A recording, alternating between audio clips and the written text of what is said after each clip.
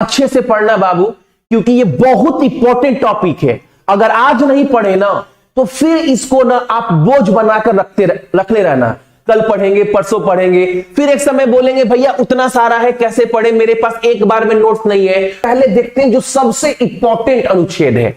ठीक है, पहले बात आता है अनुच्छेद 1 में क्या है। एग्जाम में एक एक चीज को देखना, मैं बाद में क्वेश्चन भी कराऊंगा, पहले इंपॉर्टेंट को निपटाते हैं। ठीक है ना। अनुच्छेद 1 में क्या है, संघ और संघ का नाम और जो भी राज्य क्षेत्र है, एक के अनुच्छेद 1 में जिक्र किया गया है। तीसरा अनुच्छेद बहुत इंपॉर्टेंट है, इसमें क्या है ना, नए राज्यों का गठन, नए सीमाओं का गठन के बारे में जिक्र किया गया है। ठीक है, ये कितने अनुच्छेद में, अनुच्छेद 3 में। और एग्जाम में एक क्वेश्चन पूछता है बजट, जो बजट पेश करते हैं इसका उल्लेख संविधान के किस अनुच्छेद में है, तो अनुच्छेद 112। एक एक चीज को देखते रहिएगा आप सभी। अगला इमरजेंसी, आपातकाल, बहुत इंपॉर्टेंट। तीन ही को याद रखना है, तीन ही को है ना, 52, 56, 60। अगर 352वां अनुच्छेद लगे तो कौन सा आपातकाल लगेगा, पूरे देश भर में राष्ट्रीय। 356वां लगे तो राज्य में आपातकाल लगेगा। और 360वां अगर अनुच्छेद लगे ना तो कौन सा आपातकाल लगेगा, वित्त, पैसे की कमी हो गई तो कौन सा आपातकाल लगेगा देश भर में, तो 360 नंबर अनुच्छेद लगेगा। ये आपातकाल को देखना।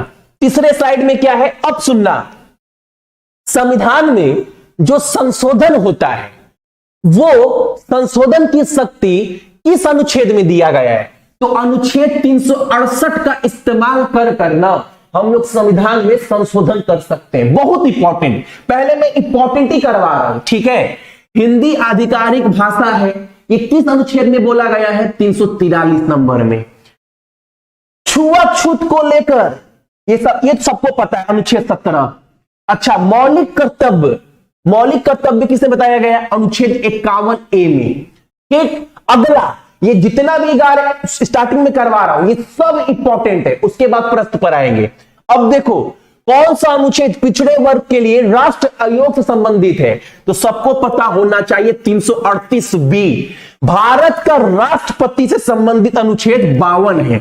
ठीक है, अनुच्छेद 156 में यह बताया गया है राज्यसभा के राज्यपाल के पद से कौन सा अनुच्छेद संबंधित है, तो 156 नंबर, 156।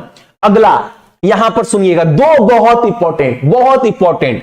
राष्ट्रपति को राष्ट्रपति के पद से हटाया जा सकता है, कौन सा अनुच्छेद में बोला गया है, अनुच्छेद 61। अनगिनत बार पूछा गया, राष्ट्रपति को सहायता और सलाह देने के लिए मंत्री परिषद दे सकते हैं राष्ट्रपति को सलाह वगैरह। ये किस अनुच्छेद में बोला गया है, अनुच्छेद 74 में बोला गया है। अगला हमारे पास अनुच्छेद बहुत इंपॉर्टेंट, बहुत इंपॉर्टेंट। पहले राइट टू प्रॉपर्टी, संपत्ति का जो अधिकार था ना, इसका जिक्र अनुच्छेद 19 में था। लेकिन ना अनुच्छेद 19 क्या है, 12 से 35 के अंतर्गत मौलिक अधिकार है। और ना जब मोरारजी देसाई का सरकार था 1978 में, उस समय उन्होंने बोला ना कि ये संपत्ति का अधिकार जो है ना वो गरीब अमीर का भेदभाव रख रहा है, ये ना भेदभाव कभी मिटने देगा नहीं संपत्ति का अधिकार। तो एक काम करते हैं, मौलिक अधिकार से हटा कर ना इसको हम कहां ले गए थे, 300A नंबर आर्टिकल में डाल दिए। और ये किस संशोधन के तहत हुआ, तो 44वां संशोधन किया गया था 1978 में। तो याद रखिएगा कि संपत्ति का अधिकार पहले मौलिक अधिकार में था 19 नंबर अनुच्छेद में, 44वां संशोधन 1978 में कर इसको हटाकर 300A में डाल दिया गया है। मोरारजी देसाई की सरकार ने ऐसा काम किया था, बहुत दिल से पढ़ो। ठीक है, अच्छा, अध्यादेश का शक्ति किस अनुच्छेद के द्वारा दिया गया है, अनुच्छेद 123। इंपॉर्टेंट भारत, और एक इंपॉर्टेंट, अगर भारत के गैर नागरिक को भी किस मौलिक अधिकार की गारंटी है, सबके लिए समान कानून वगैरह मिलता है, किस अनुच्छेद में, अगर आप भारत के नागरिक नहीं है फिर भी, अनुच्छेद 14 और अनुच्छेद 21।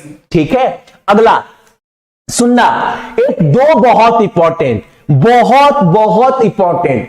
राष्ट्रपति ना किसी को भी क्षमा कर सकते हैं, ये किस अनुच्छेद में बोला गया? अगर आप दोषी भी हैं तो अनुच्छेद 72 में शक्ति राष्ट्रपति को दी गई है। अच्छा, राज्यपाल भी ना कुछ हद तक दोषियों की क्षमा प्रार्थी कर सकते हैं, यानी क्षमा वगैरह कर सकते हैं राज्यपाल भी।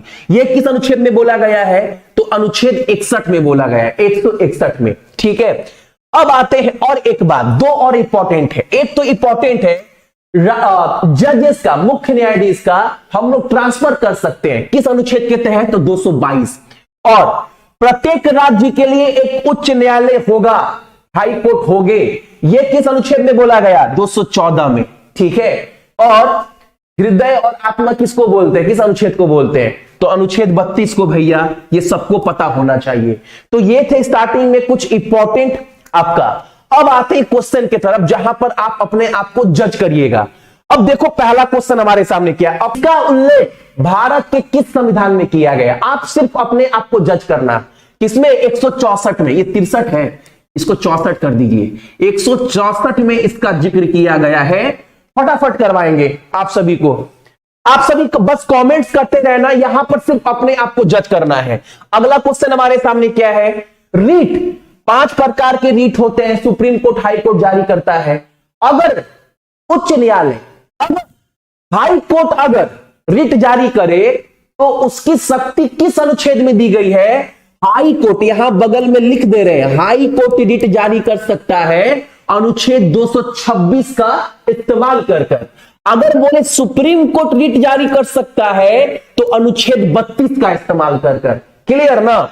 अगला सब इंपॉर्टेंट है, संविधान के किस अनुच्छेद, बहुत इंपॉर्टेंट, सिविल कोड का निर्माण किस अनुच्छेद में? आर्टिकल 44। ये सब बार बार पूछा गया एग्जाम में। अगला हमारे सामने देखो, मनरेगा योजना भारतीय संविधान के निम्नलिखित अनुच्छेद में से किसके आधार पर लागू की गई है? अनुच्छेद 41 के तहत। सब याद रखना ये सब क्वेश्चन आप सभी। अगला क्वेश्चन हमारे सामने करवाए हैं ना आप सभी को स्रोत में, अनुसूची में। ये क्वेश्चन देखो, जितने भी अनुसूचित जनजाति है, क्षेत्र है ना, उनको विशेष प्रावधान दिया गया था पहले 4 राज्यों में, असम, मेघालय, त्रिपुरा और मिजोरम में। इसका जिक्र किस अनुच्छेद में किया गया? 244 में। ये सब करवाया गया है। अगला क्वेश्चन हमारे सामने, वित्त आयोग, फाइनेंस कमीशन का गठन होगा, इसका उल्लेख किया गया है 280 नंबर अनुच्छेद में। बहुत इंपॉर्टेंट है ये वाला। अगला देखो, राइट ऑफ प्राइवेसी, गोपनीयता का अधिकार। ये सब क्वेश्चन ना बाबू घोल कर पी जाना, घोल कर पी जाइएगा। आर्टिकल 21। अगला क्वेश्चन हमारे सामने, अगला क्या बोल रहा है? बहुत इंपॉर्टेंट, 14 साल से कम उम्र के बच्चे कारखाने में काम नहीं कर सकते। आपको पता है मौलिक अधिकार के अंतर्गत इसको डाला गया है अनुच्छेद 24 में। भारतीय संविधान का कौन सा अनुच्छेद 24 कारखाने में बच्चों के रोजगार के प्रति निषेध और आदि किससे संबंधित है? 24 नंबर आर्टिकल में डाला गया है। किसके अंतर्गत आता है? तो आपको बता तो चुके हैं, 12 से 35 जो है अनुच्छेद मौलिक अधिकार के अंतर्गत है। तो ये किसके अंतर्गत है? फंडामेंटल राइट, ऑप्शन नंबर हमारा ए। अगला क्वेश्चन हमारे सामने क्या है? देखो, भारतीय संविधान का अनुच्छेद 134 से सुप्रीम कोर्ट की अपील के लिए प्रमाण पत्र संबंध किससे? ये केंद्र का काम है, यानी द यूनियन गवर्नमेंट। ठीक है, ये कोई बोलेगा नहीं क्योंकि 12 से 35 के अंतर्गत है। ये 41, ये कोई आप दिमाग लगाना बस, अगर ना बाबू रट्टा मारेंगे नहीं समझ में आएगा, थोड़ा सोचिएगा। अगला क्वेश्चन हमारे सामने, भारतीय संविधान का कौन सा अनुच्छेद, इंपॉर्टेंट, मोस्ट इंपॉर्टेंट, भारतीय संविधान का अनुच्छेद 187 राज्य विधानमंडल के सचिवालय किससे संबंधित है? तो राज्य विधानमंडल तो राज्य से होगा, स्टेट गवर्नमेंट राज्य सरकार से होगा। सोचने वाली बात है।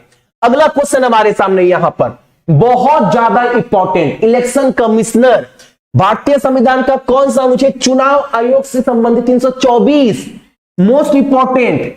अगला हमारे सामने यहां पर कौन सा संवैधानिक अनुच्छेद नगर पालिकाओं को परिभाषित करता है? अनुच्छेद 243 पी, 243 पी। अगला हमारे सामने धन विधेयक, मनी बिल, बहुत बार पूछा गया, मनी बिल, धन विधेयक, ये किसके अंतर्गत है? अनुच्छेद 110।